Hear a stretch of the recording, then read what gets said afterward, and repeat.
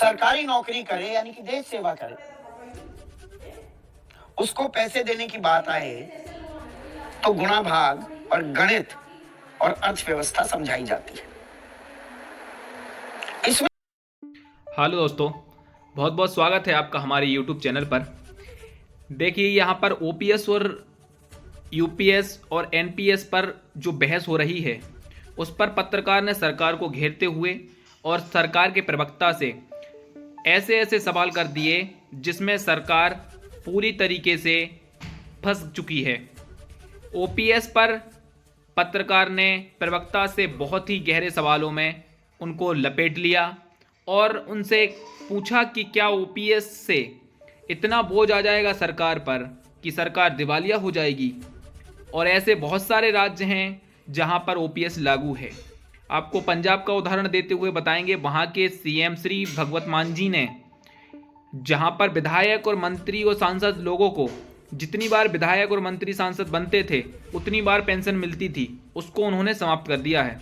तो आइए देखते हैं पत्रकार जी और प्रवक्ता के बीच की बहस। ये भी एक खास पहलू है। ये कानून बनाने वाले जो हमारे सांसद हैं, हमारे विधायक हैं, ये पुरानी पेंशन ले रहे हैं। एक बड़ी दिलचस्प बात आपके सामने पेश करूं तो आप बिल्कुल उछल पड़ेंगे अपनी कुर्सी से।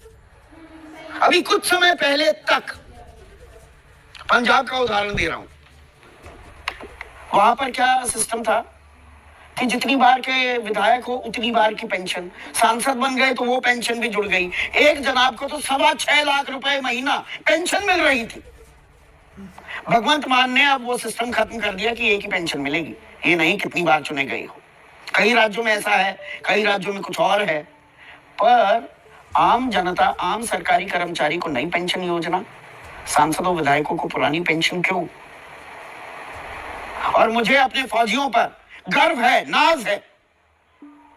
वो देश के लिए जान कुर्बान करने को तैयार रहते हैं, उन्हें पुरानी पेंशन दी जाती। तो देखिए कैसे पत्रकार महोदय ने सरकार पर सवाल करते हुए कहा है कि जब भी कर्मचारियों को पेंशन देने की बात होती है तो सरकार के ऊपर बोझ आ जाता है। सरकार भाग, गणित, अर्थशास्त्र और बहुत सारी अपनी समस्याएं बताने लगती है। वहीं जब खुद की पेंशन लेने की बात होती है तो सारे नेता लोग पुरानी पेंशन लेते हैं और एक एक दो दो नहीं, जितनी बार बनते हैं उतनी बार पेंशन लेते हैं। आइए और क्या क्या बात हुई है आगे सुनते हैं।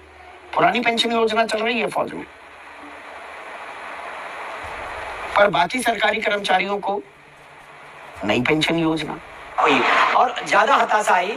बल्कि अब तो समझ में आया कल से आज तक कि ये तो एनपीएस से भी खराब है। एनपीएस से यूं खराब है कि 10% वहां कट रहा था, हमारा वापस आ रहा था। अब 10% ये वापस हमारा देने के बजाय ले लेंगे और बाद में कह रहे 6 महीने का वेतन देंगे। किसी व्यक्ति के एनपीएस कटा हुआ है, 20 लाख रुपए उसका होता है, 6 महीने के 6 लाख रुपए, 1 लाख रुपए अगर वेतन। विजय बंधु जी जो बहुत जगह पर OPS लागू कराने के लिए आंदोलन कर रहे हैं और बहुत ही प्रयास कर रहे हैं कि OPS लागू हो, तो उनके जवाब सुनिए आप कि जब हमें UPS दिया जा रहा है जो OPS की तरह ही है तो हमें UPS क्यों नहीं, हमें OPS ही चाहिए। जब UPS OPS जैसा है तो OPS ही दीजिए ना, हमें UPS क्यों थमा रहे हैं। आइए सुनते हैं विजय बंधु जी को।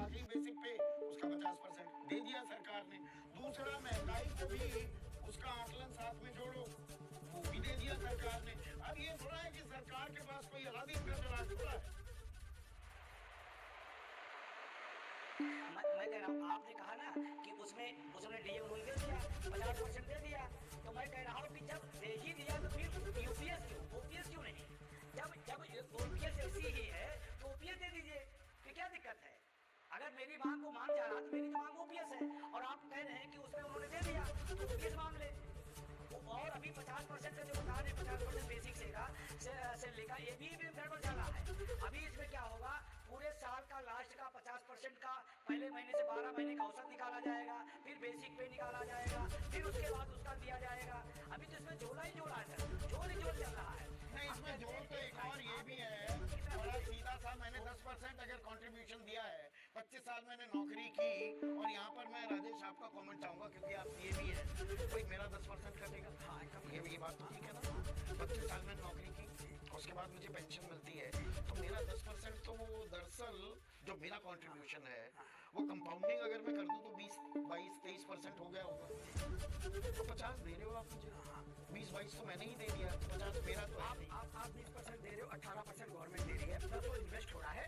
तो आपको मैं आपको बता रहा हूँ, यही तो एनपीएस है। इन्वेस्टमेंट के बाद में लोगों को 50, 60, 70 आपकी जो एनालिसिस थी ना यूपी के अंदर, वो गलत है। इसको आपको चैलेंज दे रहा हूँ मैं चैलेंज दे रहा हूँ कि आज जब लेकर आना हो 60% एक आदमी का नाम लेकर आइए, एक आदमी का, एक आदमी नहीं, मैं हजारों आदमी का नाम के लिए लेकर आइए। आपकी बाकी है, आप बिल्कुल गलत बयानी कर रहे हैं, हम कहाँ की बात ठोक रहे हैं। मैं छाती ठोक के ये बात कर रहा हूँ कि 50 नहीं 60-70% लोगों को मिल रहा है और 50% लोग 50 आप ला कर दीजिए।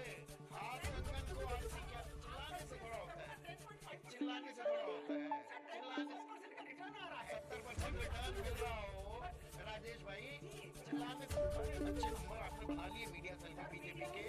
नहीं 70% मिल रहा हो तो 50% की क्यों एक नई योजना लेकर आएगी सरकार। कुछ लोग नहीं करते हैं। आज के दिन आपको पता है कि आपको समझ ही नहीं आ रहा है। आज बिल्कुल आप होमवर्क नहीं करके आए। I am sorry. अरे छोड़िए, आप मेरी बात कर रहे हैं। अरे भाई 1 मिनट आप शांति करिए, इनका माइक डाउन कीजिए। 1 मिनट नहीं, मुझे नहीं सुननी है। मैं गलत बयानी के लिए यहाँ पर नहीं बैठा हूँ। विजय बंधु, अरे छोड़िए विजय बंधु, छोड़िए विजय बंधु। एक चीज तो भाई विजय बंधु ये समझा दीजिए इन बंधु को। अरे भाई आम आदमी नहीं इन्वेस्ट करता है, सरकार करती है पीएफआरडीए के थ्रू इन्वेस्ट। ये इनको यही बात नहीं समझ में आ रही। मैं वही कहना चाहता हूँ सर। और मैं अभी आपको बता रहा हूँ सर, मैं अभी रेल के बीच से, रेलवे के साथियों के बीच से आ रहा हूँ। मैंने हाथ उठाया कि क्या यूपीएस से आप संतुष्ट हैं? एक हाथ नहीं उठा, एक हाथ नहीं उठा। तो वो 100 संगठन जो गए थे विजय बंधु, उसके बाद आप कह रहे हैं कि 50 विजय बंधु एक मिनट सुनिए ना। तो वो 100 संगठन गए, अब वो शिव गोपाल मिश्रा साहब का पता नहीं क्या कनेक्शन में दिक्कत हो गई। वो तो बड़े मुस्कुराते हुए बाहर निकले कि हमारी बात मान ली, सरकार को हमने झुका दिया। वो तो खुश हैं। ये 100 संगठन अब आप कहने लगे नहीं जी ये तो सरकार द्वारा प्रायोजित है। अब ये मत कहना। वो सर वो खुश इसलिए है, वो खुश इसलिए है कि उनको ओपीएस मिल रही है। अगर इतनी अच्छी है तो एनपीएस क्यों नहीं ले लिए? अगर इतनी अच्छी थी यूपीएस क्यों नहीं लेते? वो जितने लोग गए थे सब ओपीएस पाते हैं, सब ओपीएस ले रहे हैं और हमको ज्ञान दे रहे हैं एनपीएस का, यूपीएस का। खुद ओपीएस क्यों ले रहे हैं?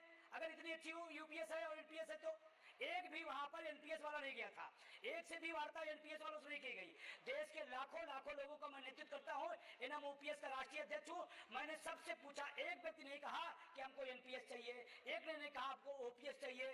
अब उनको ओपीएस मिल रही है, उन्होंने सहमति दे दी। अब सहमति के पीछे उनके क्या राज अब इसमें माधव आनंद एक और ये अहम पॉइंट उठाया। एक सेकेंड विजय बंधु एक सेकेंड रुकिए।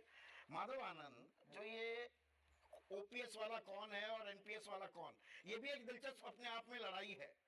और अब ये यूपीएस की भी जो बात आई है, 23 लाख जब सरकारी कर्मचारी केंद्र में हम बात करते हैं, हम उसमें फौज को इंक्लूड नहीं करते, क्योंकि फौज में आज भी पुरानी पेंशन योजना ही लागू है। तो अगर एनपीएस इतनी अच्छी है या यूपीएस इतनी, यूपीएस में ले आइए ना फौज को। अलग अलग पैमाना क्यों है अभी भी? देखिए ये अभी स्टार्टिंग में अभी इसकी शुरुआत की गई है और इसमें बहुत सारे